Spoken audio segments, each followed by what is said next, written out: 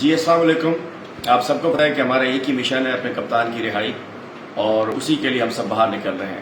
آپ تمام ورکرز بھی اپنی ڈائریکشن صرف پارٹی ایکٹیویٹی پہ رکھیں ہیں. جو خان صاحب کے لیے ریلیز نکل رہی ہیں، ایکٹیویٹیز ہو رہی ہیں، اس پہ رکھیں اور کہیں اور ذہن نہ دیں.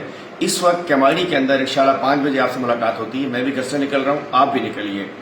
کیماڑی کے ڈسٹرکٹ نے وہاں ہمارے، آپ کو پتا ہے کہ پارلیمنٹ لیڈر بھی وہاں سے ہیں، ہمارے ایم پی اے صاحبان بھی ہیں، وہاں ہمارے ڈسٹرکٹ کے صدر سیکرٹری بھی ہیں، وہاں ہمارے صوبائی نائب صدر بھی ہیں، وہاں ہمارے ایم این اے کے کینڈیڈیٹس بھی ہیں، ایم پی اے کے کینڈیڈیٹس بھی ہیں.